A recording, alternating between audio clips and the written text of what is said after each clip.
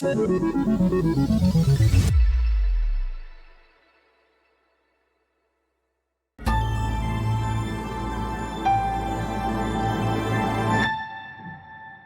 friends, I'm Les Mood, your host. Welcome to the Green Tech Network and the series, The Destination for Innovation, a partnership between the Green Tech Network and the city of Bakersfield. Today we have a very special guest, the city manager, Clegg, with us today.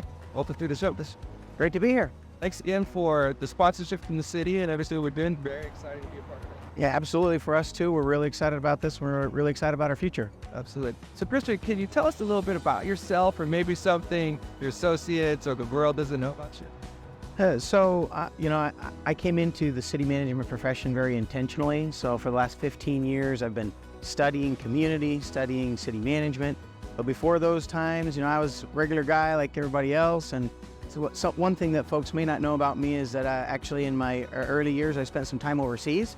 I actually lived in Italy the last 2 years of high school for me. And it really changed my worldview. A kid from middle America, I had a great upbringing, great parents, lived in sort of an all-American town. But I go overseas and I go, wait a minute, this is a much bigger world. I had friends from all over the globe, learned some Italian, later learned to speak Spanish fluently. And so, it's given me some perspective on life. Really nice. So in that journey, can you kind of pinpoint a point where you think your career really began? I had, again, great influences in my young life and always wanted to do something that was going to make a difference. And so I wanted to serve, and I wasn't quite sure in which way I wanted to serve, but I always wanted to serve. And I was actually, during my undergraduate experience, had a really great friend, and I was interested in this service. Frankly, I wasn't interested in more of the political side of things, but wanted to make a difference, but also didn't want to be a small cog in a really big machine, let's say in a state or federal bureaucracy. And I had a really good friend who said, well, I'm going to go be a city manager. I didn't even know what that was. I said, well, how does that look? And I found out that local government, really at the local level, you're close to the people, but also you can be pretty nimble, you can be pretty quick, and you can make a big difference and be a little more innovative and a lot more variety in what you do. And that was the day I said, you know what, I'm going to go be a city manager. And 2 weeks later, I had submitted applications to public administration programs and really targeted city management and haven't looked back from then. So Christian, really fantastic aha moment that really led you here. What are you doing on a day-to-day basis, or what are you doing these days to make the world a better place? So, and it's funny you ask that, because even that phrase, again, growing up, I always said, I want to help make an impact in the world. I want to, do something that makes a difference. And again, younger, I felt like, okay, how do I save the world? And I learned along the way, no one person is going to save this world. It takes all of us. But we can each make our own impact. And I do feel like being able to help community at the community level is one way that I can make a really big impact. And so I've had great mentors working for a few other cities, help me learn how to build community, and really came here to Bakersfield with that mindset of, how do we build community? How do we make this community an even better place? Bakersfield's always been a great community, super welcoming to folks, but how do we take it to the next level, and how do we make this community the community of the future? And so day in and day out, trying to lead and manage the operations of this now large city. It's the 9th largest city in California, and a lot going on in Bakersfield. And how do we leverage all the good history, but also look towards the future with a new eye? Speaking of the future and moving forward from your experience in the past, what are some struggles and maybe some triumphs that you've been associated with that you could share? Yeah, so I first went to work in the city of Tacoma, Washington, and we were undertaking an initiative there to really be a high-performing organization, and it was a great entrance into how do you make community and be smart about community, and had some incredible successes there. With some innovative programs. We changed how we delivered service to the public, trying to be at their level instead of being a big bureaucracy. How do we meet them in the community? And also underwent some important leadership and culture change efforts within the organization, and opened my eyes to how do you really build a team that's going to be empowered and really have the license to go and solve problems on their own, and again, meet community at their level. From there, I actually went to work for Stockton, California. And Stockton is a great city, but also was in some pretty tough times. And so there were some real struggles with the financial challenges with Stockton, really an organization that was broken, and we had to rebuild things from the ground up. And we learned some things along the way that really didn't work, but also really interesting experience being able to start some things from scratch to see how things really should be. And we were forced to make some really tough financial decisions in Stockton. But then if you look at a 5-year forecast after we started, we had more money in reserves than had ever been experienced in Stockton. We had really redesigned our service delivery system there as well. We had brought new investment back to the city of Stockton and created some innovative programs to get at the biggest challenges there, which were around gun violence and violent crimes, as well as around community building and economic development. And so those two experiences really bookends for me, one that was really about on the edge of high performance, and then really taking a tough community that was kind of at rock bottom and rebuilding it from the ground up. Really amazing experience, and the spoke of community and teamwork. Do you have some advice you could share with the community or the industry?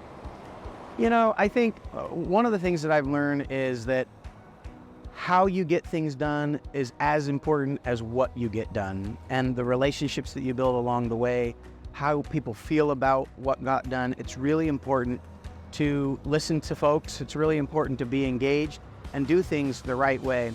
But I would also say we often are our own enemies. We kind of get in our own way.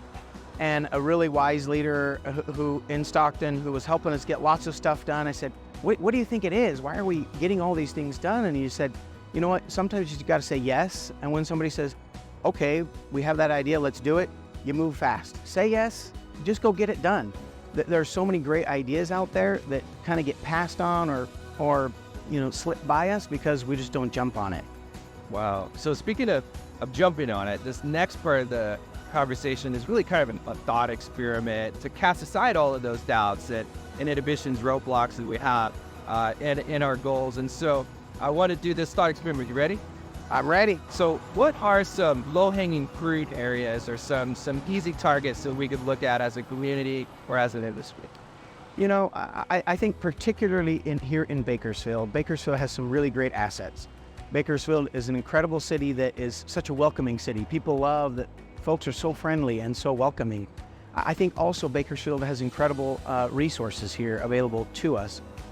Where I think we can take that though with maybe some opportunities, some low-hanging fruit is, we are a city that's just big enough that we can do pretty big things, but we're also small enough we can be quick and nimble.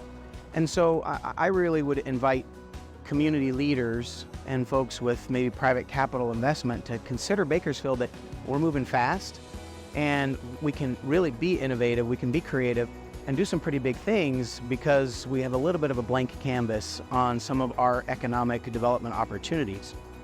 Shifting gears though, I would also say to our community, there are some things that we can do as a broader community to really be part of this next phase of Bakersfield.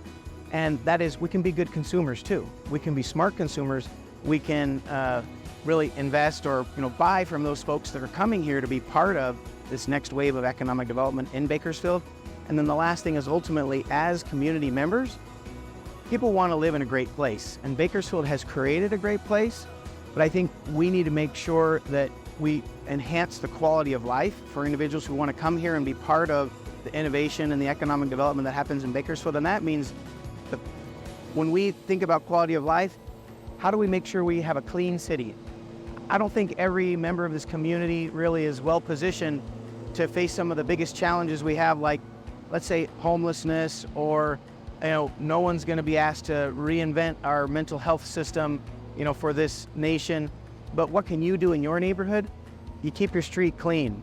You make sure that you continue, again, to be friendly to others, and you make it just a really nice place to live that people want to be, and people are going to come and continue to grow the success that we've had in Bakersfield. Yeah, sounds great. And, speaking of this blank canvas, it moving fast.